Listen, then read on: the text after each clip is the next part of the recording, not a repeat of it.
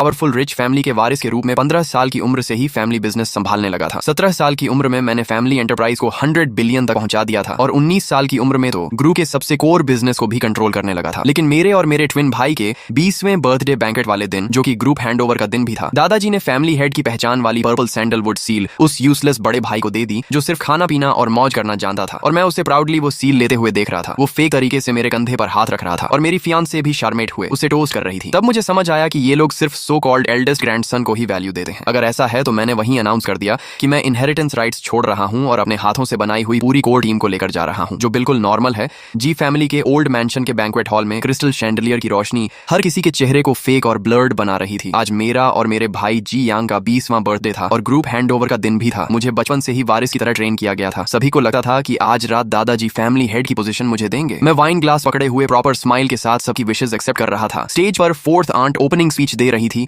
और atmosphere peak पर पहुंच चुका था। तभी दादाजी खड़े हुए और पूरा हॉल शांत हो गया। उन्होंने गला साफ किया और जोर से बोले, आज मेरे दोनों पोतों का 20वां बर्थडे है और मेरा रिटायरमेंट डे भी। फिर उन्होंने पॉज लिया और उनकी नजर आखिर में मुझ पर आकर रुकी। उनकी आंखों में कॉम्प्लेक्स इमोशन था। मेरा हार्ट बीट तेज हो गया। जी फैमिली के रूल्स के अनुसार फैमिली हेड की पोजीशन एल्डेस्ट ग्रैंडसन को दी जाती है। मेरा दिल जैसे रुक गया। मैं और जी यांग ट्विंस हैं। वो मुझसे सिर्फ 3 मिनट बड़ा है और उन्हीं 3 मिनट की वजह से मेरी 20 साल की मेहनत खत्म होने वाली थी। मैंने देखा दादाजी ने बॉक्स खोला और वो हेवी सील निकाली। फिर मुझे इग्नोर करके जी यांग की तरफ बढ़ गए, जो मेरे पास ही केयरलेस अंदाज में खड़ा था। जी यांग, आज से तुम जी फैमिली के हेड हो और जी ग्रुप के चेयरमैन भी। याद रखना, तुम एल्डेस्ट ग्रैंडसन हो और जिम्मेदारी निभानी है। जी यांग एक पल के लिए शॉक हुआ, फिर उसके चेहरे पर एक्साइटमेंट फूट पड़ी। उसने ऑलमोस्ट छीनते हुए सील ले ली। थैंक यू ग्रैंडपा, मैं जरूर करूंगा। पूरा हॉल डेड साइलेंट हो गया। सभी की नजरें स्पॉटलाइट की तरह मुझ पर टिक गईं। किसी की आंखों में सिंपैथी थी, किसी में मॉकरी, और कुछ लोग अंदर ही अंदर खुश थे। मेरे चेहरे की मसल्स स्टिफ हो गईं और मैं स्माइल मेंटेन नहीं कर पा रहा था। तभी मेरे दिमाग में एक क्लियर आवाज गूंजी, हा हा हा, जीत गया, जीत गया। मैंने कहा था ना, 3 मिनट पहले पैदा होना ही क्राउन प्रिंस बनने के लिए काफी है। जियान जैसा इडियट, इतना पढ़ा, इतना काम किया, इतना स्ट्रगल किया और आखिर में सब मेरे लिए ही किया। मजा आ गया। मैंने शौक में जियांग की तरफ देखा। वो सील उठाए खड़ा था। चेहरे पर प्योर एरोगेंस था, लेकिन मुंह से बोल रहा था, भाई आगे भी मेरी मदद करना, हम दोनों मिलकर फैमिली संभालेंगे। तब मुझे समझ आया ये उसकी इनर वॉइस है। मुझे नहीं पता मैं उसका मन कैसे सुन पा रहा हूँ। शायद एक्सट्रीम ह्यूमिलिएशन और एंगर ने कोई हिडन एबिलिटी एक्टिवेट कर दी। जियांग मेरे पास आया और मेरे कंधे पर जोर से हाथ मारा। उसकी ताकत में शोइंग ऑफ साफ दिख रहा था। देखो, इसका फेस बचपन से खुद को परफेक्ट दिखाता था। सोचता था सब फिक्स है, लेकिन ओल्ड मैन के लिए मैं ही सबसे इंपॉर्टेंट हूँ। मैंने अपने नेल्स हथेली में गड़ा दिए। तभी मेरी फियांसे ल्यू रुयन वाइन लेकर उसके पास गई। उसने वही एक्सपेंसिव ड्रेस पहनी थी जो मैंने उसके लिए खरीदी थी। उसके चेहरे पर ब्लश था और आंखों में चार्म। जी यांग ब्रो, कंग्रेचुलेशंस, फ्यूचर में मैं आपको रोस्ट करती हूँ। उसने मेरी तरफ देखना भी जरूरी नहीं समझा। तभी उसकी इनर वॉइस मेरे कानों में गूंजी, अच्छा हुआ मैंने सही इंसान चुना। जी यान केपेबल है तो क्या। जी फैमिली जैसे ट्रेडिशनल क्लैन में सबसे इंपॉर्टेंट ऑर्डर और स्टेटस होता है। अब मैं फ्यूचर चेयरमैन की वाइफ बनूंगी। तब मुझे समझ आया मेरी सारी वैल्यू उन 3 मिनट के सामने कुछ भी नहीं थी। रूल्स और ट्रेडिशन सिर्फ मीडियोक्रिटी को बचाने और टैलेंटेड लोगों को दबाने का बहाना है। मैंने जी यंग को ल्यू रुयन का ग्लास पीते देखा और जानबूझकर उसकी उंगलियों को टच करते देखा। मैंने दादाजी को सेटिस्फाइड होकर बियर्ड सहलाते देखा, जैसे उन्होंने दुनिया का सबसे स्मार्ट डिसीजन लिया हो। और रिलेटिव्स जी यंग के चारों तरफ फ्लैटर कर रहे थे, जैसे मैं कोई बैकग्राउंड कैरेक्टर हूँ। मेरे अंदर का एंगर आखिर टूट गया। मैंने धीरे से मुट्ठी खोली और हंस पड़ा। आवाज धीमी थी, लेकिन पूरे हॉल को चुकर आ गई। मैंने माइक उठाया और स्टेज पर चला गया। लाइट्स फिर मुझ पर आ गई। थैंक यू सभी गेस्ट जो मेरे और मेरे भाई के बर्थडे बैंक्वेट में आए। मैंने जानबूझकर भाई शब्द पर जोर दिया। दादाजी ने सिर हिलाया, अच्छा है, समझदार हो, आगे भी अपने भाई की मदद करना, तुम्हें फायदा मिलेगा। जी यंग स्मर कर रहा था। कंटिन्यू एक्टिंग देखते हैं। कब तक मैं पूरे हॉल को देखकर बोला, अगर जी फैमिली इतना ही एल्डेस्ट ग्रैंडसन रूल को मानती है तो मैं जीएन यहाँ अनाउंस करता हूँ कि मैं वॉलंटरीली इनहेरिटेंस राइट्स छोड़ रहा हूँ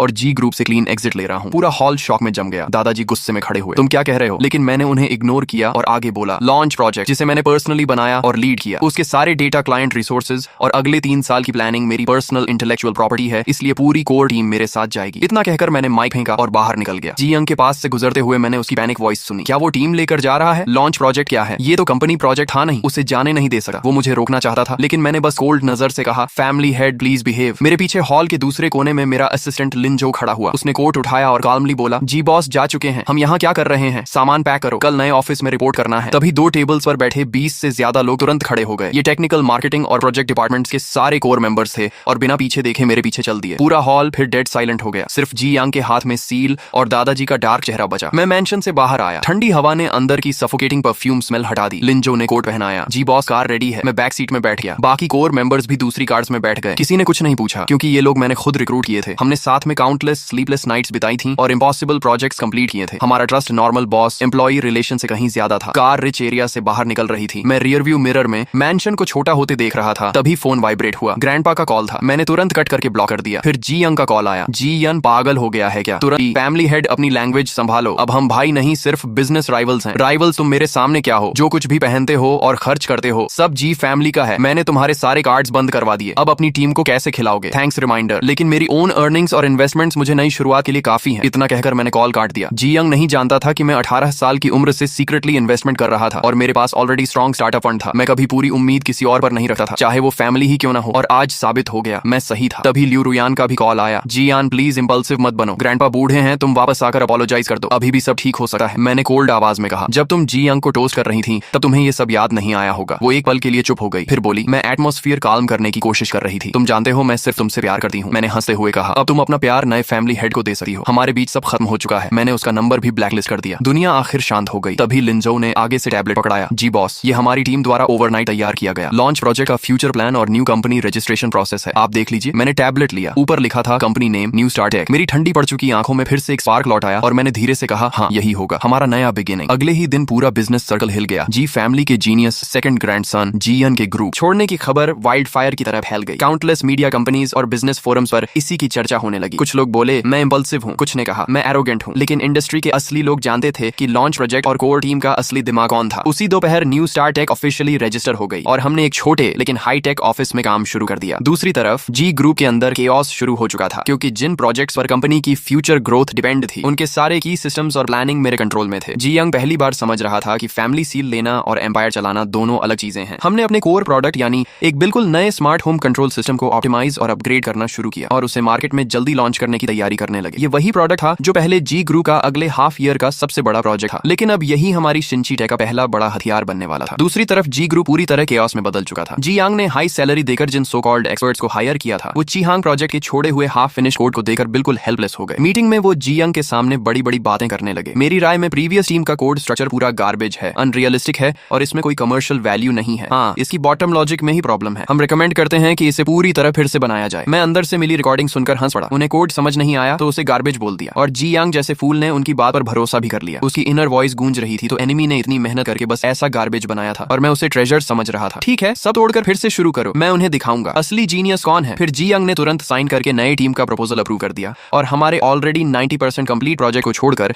जीरो से रीस्टार्ट करने का फैसला कर लिया। इस डिसीजन की वजह से जी ग्रुप को इस प्रोजेक्ट में कई करोड़ एक्स्ट्रा इन्वेस्टमेंट और कम से कम आधा साल एक्स्ट्रा टाइम गंवाना पड़ा। ग्रैंडपा ऑफिशियली रिटायर हो चुके थे, लेकिन कंपनी में क्या चल रहा है ये उनसे छुप नहीं सकता था। उन्होंने जी यांग को ओल्ड मैंशन बुलाकर जमकर डांटा। बेवकूफ, तुझे पता भी है सब कुछ दोबारा शुरू करने का मतलब क्या होता है। इसका मतलब है कि हमारी पिछले 6 महीने की सारी इन्वेस्टमेंट पानी में चली गई। जी यंग डरते हुए बोला। ग्रैंडपा उन नए एक्सपर्ट्स ने साफ कहा है कि जी यंग सिर्फ एक फैंसी लेकिन यूजलेस शेल छोड़कर गया है। आप हमेशा उसे परफेक्ट मत समझिए, अब वो हमारा एनिमी है। उसकी इनर वॉइस फिर गूंजी। ओल्ड मैन हमेशा उसी की साइड लेता है, अब भी उसी को बचा रहा है। मुझे कुछ बड़ा करके दिखाना होगा ताकि उसे पता चले सही कौन है। आखिर ग्रैंडपा भी उसे रोक नहीं पाए और भारी सांस लेकर चुप हो गए और मैंने इसी परफेक्ट टाइमिंग एडवांटेज को पकड़ लिया। 1 महीने बाद सिंची टेक ने अपनी पहली प्रोडक्ट लॉन्च कॉन्फ्रेंस रखी। मैं स्पॉटलाइट के नीचे खड़ा होकर मीडिया और पोटेंशियल पार्टनर्स के सामने हमारा स्मार्ट होम सिस्टम कीमिंग इंट्रोड्यूस कर रहा था। कीमिंग सिस्टम आपकी जिंदगी को रीडिफाइन करेगा। ये सिर्फ एक कंट्रोलर नहीं बल्कि आपका इंटेलिजेंट स्मार्ट असिस्टेंट होगा। इसकी smooth performance, human friendly design और पावरफुल कंपैटिबिलिटी मार्केट के सभी सिमिलर प्रोडक्ट्स से कई गुना बेहतर थी। लॉन्च होते ही कीमिंग पूरे टेक इंडस्ट्री में सेंसेशन बन गया। उसी दिन हमने देश की टॉप 3 होम डेकोरेशन कंपनीज के साथ स्ट्रेटेजिक पार्टनरशिप साइन कर ली और ऑर्डर्स की टोटल वैल्यू 50 मिलियन से ऊपर पहुंच गई। सिंची टेक एक ही बार में फेमस हो गई। ऑफिस के फोन्स लगातार बज रहे थे, जबकि उसी समय जी ग्रुप अभी तक अपने नए प्लान का बेसिक स्ट्रक्चर भी पूरा नहीं कर पाया था। जब जी यांग ने न्यूज में मुझे कॉन्फिडेंस के साथ स्टेज पर देखा और कीमिंग सिस्टम के अमेजिंग फीचर्स देखे तो उसने गुस्से में अपना फेवरेट एंटीक वेस तोड़ दिया। ये इम्पॉसिबल है, ये तो वही प्लान है जो हमने बनाया था। वो 1 महीने में इतना पावरफुल कैसे हो गया? तब जाकर उसे एहसास हुआ कि वो उन फेक एक्सपर्ट्स द्वारा बेवकूफ बनाया गया था। जिसे वो गार्बेज समझ रहा था वो एक्चुअली मार्केट बदल देने वाला गोल्ड था और उसने खुद उस गोल्ड को डस्टबिन में फेंक दिया। जी ग्रुप के स्टॉक्स फिर बुरी तरह गिर गए। बोर्ड मीटिंग में जो अंकल्स पहले ग्रैंडपा की साइड लेते थे अब कंप्लेन करने लगे। देख लिया क्या हो गया, जीएन के जाते ही कंपनी और नए प्रोजेक्ट्स ऑलमोस्ट कोलैप्स हो गए और अब वही हमारे प्रोजेक्ट को लेकर हमारा बिगेस्ट कॉम्पिटिटर बन गया। ये आखिर हो क्या रहा है? ग्रैंडपा मेन सीट पर बैठे थे और उनका चेहरा इतना डार्क था जैसे पानी टपक पड़े। वो दांत पीस कर बोले, जीएन उस बास्टर्ड के पंख निकल आए हैं। उसने पलटकर काटना शुरू कर दिया, लेकिन उन्हें नहीं पता था कि ये तो सिर्फ शुरुआत थी। कीमिंग सिस्टम की सक्सेस ने शिंची टेक को इंडस्ट्री में मजबूती से खड़ा कर दिया। हमने तुरंत मार्केट एक्सपैंड करना शुरू किया और सिर्फ 3 महीनों में domestic high and smart home market का 30% हिस्सा अपने नाम। लेकिन ल्यू रुयन की हालत भी अच्छी नहीं रही। जी यांग बाहर लड़कियों और पार्टीज में बिजी रहने लगा और उसे पूरी तरह भूल गया। ल्यू फैमिली ने गलत साइड चूज की थी, इसलिए उनकी सोशल पोजीशन भी तेजी से गिरने लगी। सुनने में आया कि ल्यू रुयन कई बार पार्टीज और बिजनेस इवेंट्स में मुझसे मिलने की कोशिश करती रही, लेकिन हर बार मेरे बॉडीगार्ड्स ने उसे बाहर ही रोक दिया। मैंने उसे एक बार भी प्रॉपर्ली देखने की जरूरत नहीं समझी। कुछ लोग एक बार लाइफ से निकल जाएं तो हमेशा के लिए खत्म हो जाते हैं और मेरे पास ऐसे बोरिंग लोगों और चीजों पर वेस्ट करने के लिए बिल्कुल समय नहीं था। मेरा असली लक्ष्य था उस रॉटन और एरोगेंट जी ग्रुप को पूरी तरह खत्म करना, जो सिर्फ ब्लड लाइन और एल्डेस्ट सन रूल्स को ही सब कुछ मानता था। जी ग्रुप की फाइनेंशियल कंडीशन अब कोलैप्स कार पर पहुंच चुकी थी। जी यंग की बेवकूफ इन्वेस्टमेंट्स एक बॉटमलेस पिट की तरह कंपनी का पैसा निगल रही थी और कोर बिजनेस की डाउनफॉल की वजह से कंपनी रेवेन्यू भी बुरी तरह गिर चुका था। बैंक्स लोन रिपेमेंट मांगने लगे, सप्लायर्स पेमेंट के लिए ऑफिस पहुंचने लगे, कंपनी के अंदर पैनिक फैल गया, एम्प्लॉइज सीक्रेटली रिजाइन करने लगे। आखिरकार जी यंग डर गया, उसके पास कोई तरीका नहीं बचा, इसलिए वो फिर से ओल्ड मैंशन में दादाजी के पास मदद मांगने पहुंच गया। स्टडी रूम में दादाजी लेटेस्ट फाइनेंशियल रिपोर्ट देकर कांप रहे थे। सिर्फ 6 महीने में तुमने कंपनी की ये हालत कर दी। जी फैमिली की 100 साल पुरानी लेगेसी तुम्हारे जैसे निकम्मे की वजह से खत्म हो जाएगी। जी यांग जमीन पर घुटनों के बल बैठ गया और रोते हुए बोला, ग्रैंडपा मुझसे गलती हो गई, प्लीज एक बार और मदद कर दीजिए। ओल्ड मैन के पास जरूर सीक्रेट मनी होगा, अगर वो निकाल दें तो कंपनी बच सकती है। वंस कंपनी स्टेबल हो गई तो मैं सब संभाल लूंगा। दादाजी ने आंखें बंद कर ली, उनके चेहरे पर सिर्फ थकान और डिसअपॉइंटमेंट बची थी। काफी देर चुप रहने के बाद उन्होंने कहा, अभी सिर्फ एक रास्ता बचा है। जी यंग तुरंत बोला, कौन सा रास्ता? दादाजी ने भारी आवाज में कहा, जियन को वापस लाओ। अगर वो वापस आने को तैयार हो जाए तो मैं फैमिली सील उसे दे दूंगा और तुम्हें उसका असिस्टेंट बना दूंगा। आखिर इस हालत में उन्हें झुकना ही पड़ा, लेकिन जी यंग तुरंत भड़क गया, इम्पॉसिबल, मैं उसके सामने झुकूं और उसका असिस्टेंट बनूं? मैं ही एल्डेस्ट ग्रैंडसन हूं, मैं ही फैमिली हेड हूं, उससे माफी मांगने से अच्छा तो मैं मर जाऊं। वो आखिर है क्या? बस मेरे पेरेंट्स का उठाया हुआ एक आउटसाइडर। तभी उसकी इनर वॉइस मेरे दिमाग में गूंजी। आउटसाइडर ये शब्द बिजली की तरह मेरे दिमाग में गिरा। मैं हमेशा सोचता था कि हम ट्विंस हैं, बचपन से सब यही कहते आए थे, क्या सच कुछ और है? मैंने तुरंत लिंजो को ऑर्डर दिया कि जिस हॉस्पिटल में हमारा जन्म हुआ था वहां के सारे पुराने रिकॉर्ड्स निकलवाए जाएं। 3 दिन बाद लिंजो मेरे सामने एक पुरानी बर्थ सर्टिफिकेट में मदर का नाम मेरी माँ का ही था, लेकिन बेबी इन्फॉर्मेशन में सिर्फ जी यांग का नाम लिखा था और डीएनए रिपोर्ट ने तो सब क्लियर कर दिया। एक रिपोर्ट में जी यांग और मेरे पेरेंट्स के बीच रियल ब्लड रिलेशन था, लेकिन दूसरी रिपोर्ट में मेरे और उनके बीच कोई ब्लड रिलेशन नहीं था। यानी मैं असल में जी फैमिली का बच्चा था ही नहीं। मुझे उसी दिन हॉस्पिटल से उठाकर लाया गया था। नहीं, शायद ये कोई एक्सीडेंट नहीं था। जी फैमिली जैसी पावरफुल फैमिली 20 साल तक ऐसी गलती नोटिस न करे, ये इम्पॉसिबल था। इसका मतलब ये सब जानबूझकर किया गया था। शायद उस समय जी यांग बहुत वीक और सिक पैदा हुआ था, इसलिए फैमिली ने एक हेल्थी बच्चे की जरूरत में मुझे उठा लिया ताकि दुनिया को ट्विंस की कहानी सुनाई जा सके। और मैं सिर्फ उनका बैकअप प्लान था। मुझे हेयर की तरह ट्रेन सिर्फ इसलिए किया गया क्योंकि जी यंग कमजोर था, लेकिन जैसे ही वो बड़ा होकर हेल्थी दिखने लगा मैं एक्सपेंडेबल बन गया। एल्डेस्ट ग्रैंडसन वाला रूल सिर्फ एक एक्सक्यूज था ताकि लीगली सब कुछ जी यंग को दिया जा सके। आखिर में ये सब एक केयरफुली प्लान्ड स्कैम निकला। मैं जी यंग शुरू से आखिर तक सिर्फ जी फैमिली की चेस बोर्ड का एक पॉन था। ये सच मेरे दिल में बची हुई आखिरी उम्मीद को भी खत्म कर गया। लेकिन हैरानी की बात ये थी कि मुझे ना गुस्सा आया ना दुख, मेरे अंदर बस डरावनी शांति बची थी, क्योंकि अब मेरे और जी फैमिली के बीच कोई ब्लड रिलेशन नहीं था। इसलिए अब जो कुछ भी मैं करूंगा उसमें मुझे कोई गिल्ट महसूस नहीं होगा। उधर दादाजी के प्रेशर में आकर आखिरकार जी यंग ने मुझे फोन किया। कॉल कनेक्ट होते ही उसने दांत पीसते हुए कहा, जी यान क्या तुम फ्री हो? हमें मिलना है। उसकी इनर वॉइस लगातार मुझे गालियां दे रही थी, बस पैसे मिल जाएं फिर देखना मैं इसे कैसे बर्बाद करता हूं। मैंने शांत आवाज में पूछा, क्या बात है? उसने मजबूरी में कहा, ग्रैंडपा चाहते हैं कि तुम वापस आकर कंपनी बचा लो। मैंने उसे बीच में ही रोक दिया, अगर मुझे वापस चाहिए तो मेरी कंडीशंस होंगी, पूरे शेयर होल्डर्स मीटिंग के सामने और मीडिया के सामने। तुम और दादाजी खुद फैमिली सील और चेयरमैन अपॉइंटमेंट लेटर मेरे हाथ में दोगे और अपने पुराने फैसले के लिए पब्लिक अपॉलॉजी भी करोगे। जी यंग पागलों की तरह चिल्लाया, इम्पॉसिबल, हम तुमसे माफी मांगे, तुम खुद को समझते क्या हो? मैंने ठंडी आवाज में कहा, तो फिर तैयार रहो 1 हफ्ते बाद जी ग्रुप की बैंकरप्सी देखने के लिए। और मैंने कॉल काट दिया। मुझे पता था दादाजी अपनी रेपुटेशन बचाने के लिए कुछ भी करेंगे, वो कभी नहीं चाहेंगे कि जी ग्रुप उनके हाथों खत्म हो। 2 दिन बाद खुद दादाजी का फोन आया। उनकी आवाज पहले जैसी पावरफुल नहीं रही थी। उन्होंने थकी हुई आवाज में कहा, तुम्हारी सारी कंडीशंस मंजूर हैं, फ्राइडे को शेयर होल्डर्स मीटिंग होगी। मीटिंग वाले दिन पूरा कॉन्फ्रेंस हॉल मीडिया और शेयर होल्डर्स से भरा हुआ था। दादाजी स्टेज पर आए, उनका चेहरा बूढ़ा और कमजोर लग रहा था। उन्होंने माइक पकड़ा और भारी आवाज में कहा, मेरी गलत डिसीजंस और जी यंग की लैक ऑफ एक्सपीरियंस की वजह से कंपनी क्राइसिस में आ गई है, इसीलिए बोर्ड ने फैसला लिया है कि जी यंग को वापस चेयरमैन बनाया जाएगा। इतना कहकर उन्होंने पर्पल सैंडलवुड सील और अपॉइंटमेंट लेटर उठाया और कांपते हुए मेरी तरफ बढ़ने लगे। सभी मीडिया कैमरास उसी मोमेंट को कैप्चर कर रहे थे। हर किसी को लगा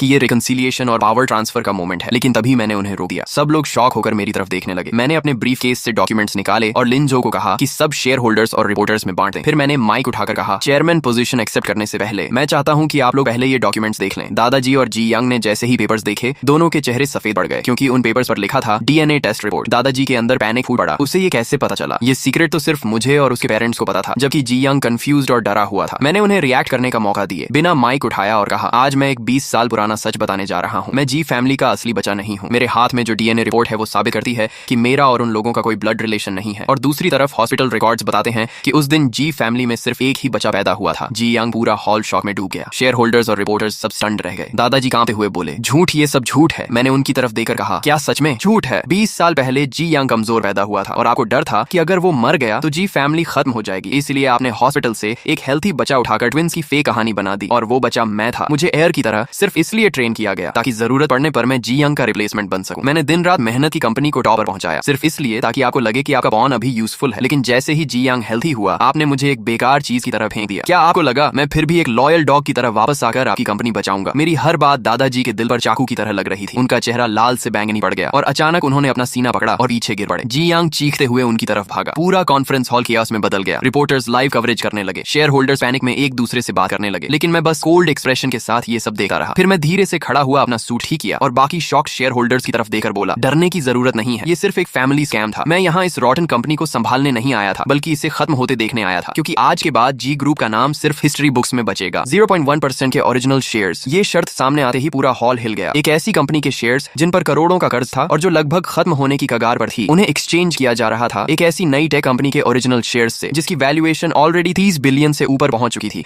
और जो अभी भी रॉकेट की तरह ग्रो कर रही थी। ये कोई नॉर्मल एक्विजिशन नहीं था, ये तो खुली हुई दौलत बांटना था। अभी कुछ देर पहले तक गुस्से में भड़क रहे शेयर होल्डर वांग भी वहीं जम गए। टेक ओवर एग्रीमेंट पकड़े हुए उनके हाथ हल्के हल्के कांपने लगे। आखिर वो सब बिजनेसमैन थे और इस दुनिया में कोई भी पैसे के खिलाफ नहीं जाता। जी ग्रुप की हालत क्या थी, ये उनसे बेहतर कोई नहीं जानता था। कंपनी का बैंकरप्ट होना अब बस वक्त की बात थी और मेरा सामने आना ऐसा था जैसे किसी गहरी खाई के किनारे खड़े लोगों को अचानक नोआज आर्क पर चढ़ने का आखिरी मौका मिल गया हो।